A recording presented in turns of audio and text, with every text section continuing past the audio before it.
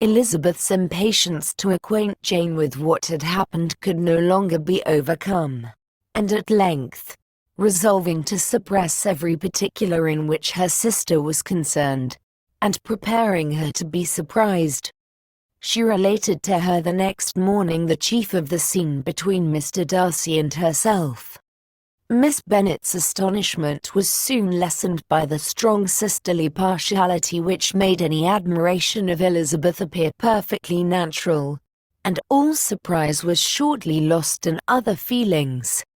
She was sorry that Mr. Darcy should have delivered his sentiments in a manner so little suited to recommend them, but still more was she grieved for the unhappiness which her sister's refusal must have given him. His being so sure of succeeding was wrong, said she, and certainly ought not to have appeared, but consider how much it must increase his disappointment.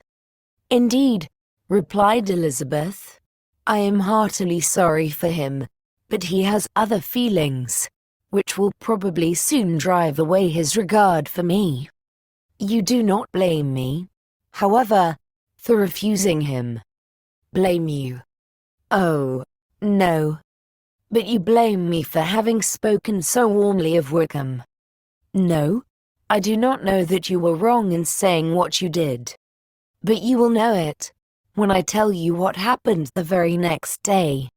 She then spoke of the letter, repeating the whole of its contents as far as they concerned George Wickham.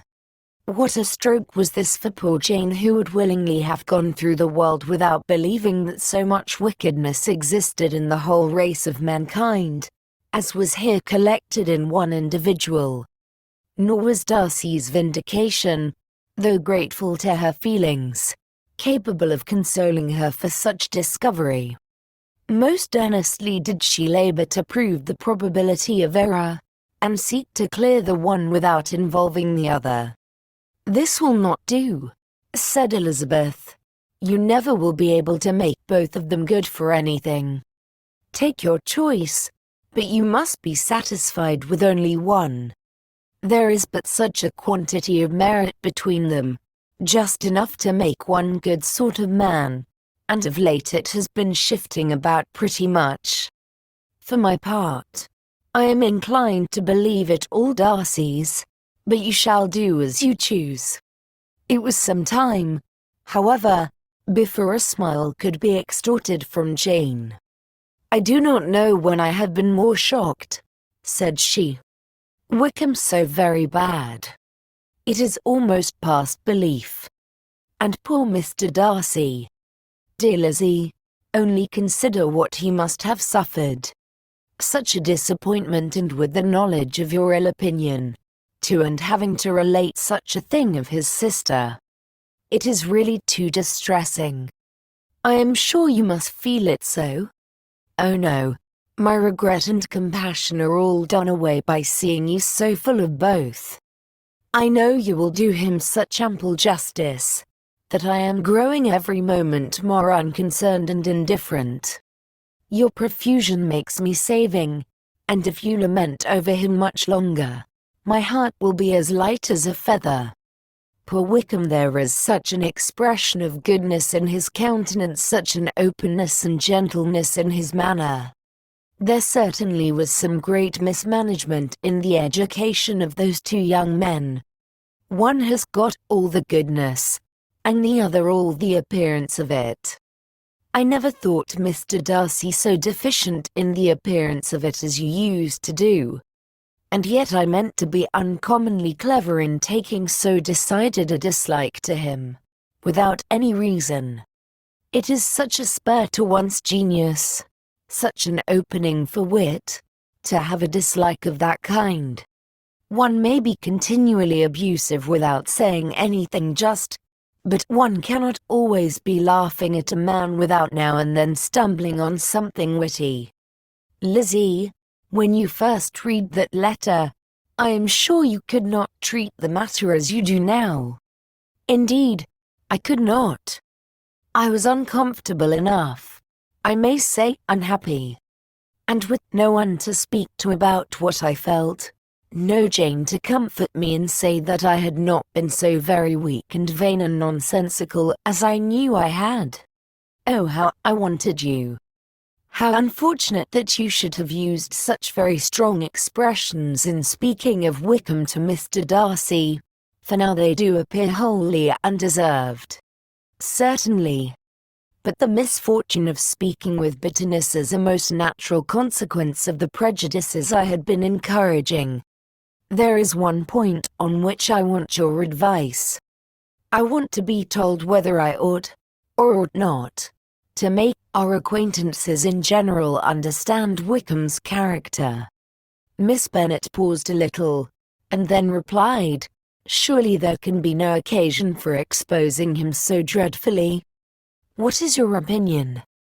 "That it ought not to be attempted.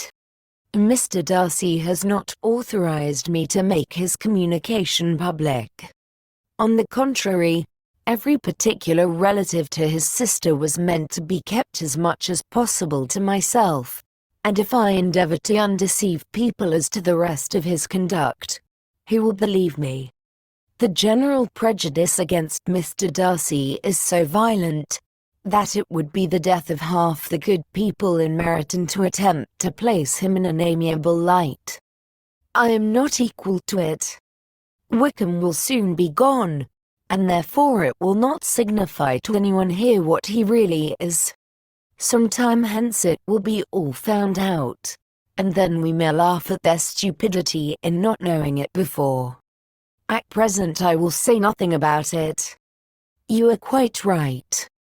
To have his errors made public might ruin him forever. He is now, perhaps, sorry for what he has done, and anxious to re-establish a character. We must not make him desperate." The tumult of Elizabeth's mind was allayed by this conversation. She had got rid of two of the secrets which had weighed on her for a fortnight, and was certain of a willing listener in Jane, whenever she might wish to talk again of either. But there was still something lurking behind, of which prudence forbade the disclosure. She dared not relate the other half of Mr. Darcy's letter, nor explain to her sister how sincerely she had been valued by her friend. Here was knowledge in which no one could partake, and she was sensible that nothing less than a perfect understanding between the parties could justify her in throwing off this last encumbrance of mystery. "And then," said she, "if that very improbable event should ever take place, I shall merely be able to tell what Bingley may tell in a much more agreeable manner himself. The liberty of communication cannot be mine till it has lost all its value." She was now, on being settled at home, at leisure to observe the real state of her sister's spirits. Jane was not happy. She still cherished a very tender affection for Bingley.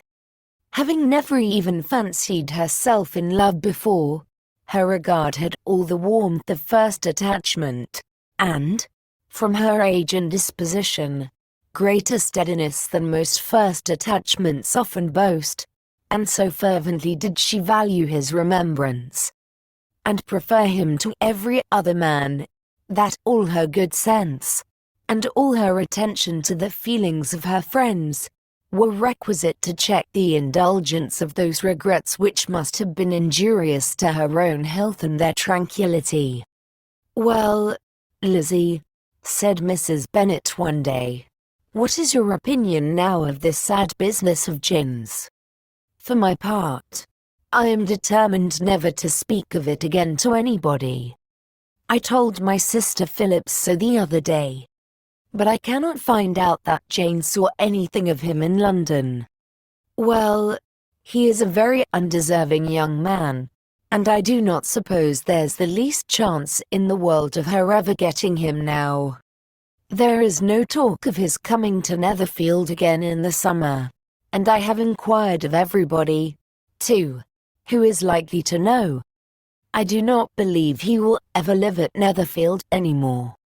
Oh well, it is just as he chooses. Nobody wants him to come. Though I shall always say he used my daughter extremely ill, and if I was her, I would not have put up with it. Well, my comfort is, I am sure Jane will die of a broken heart, and then he will be sorry for what he has done. But as Elizabeth could not receive comfort from any such expectation, she made no answer. Well, Lizzie, continued her mother, soon afterwards, and so the Collinses live very comfortable, do they? Well, I only hope it will last. And what sort of table do they keep? Charlotte is an excellent manager, I dare say. If she is half as sharp as her mother, she is saving enough.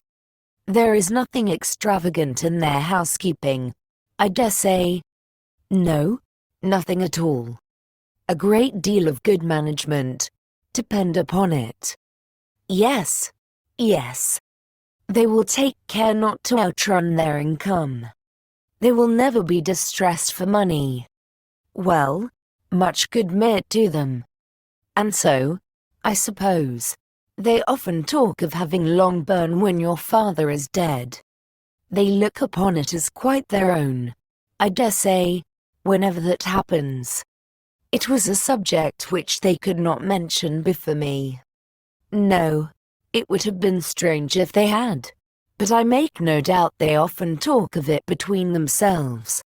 Well, if they can be easy with an estate that is not lawfully their own, so much the better. I should be ashamed of having one that was only entailed on me.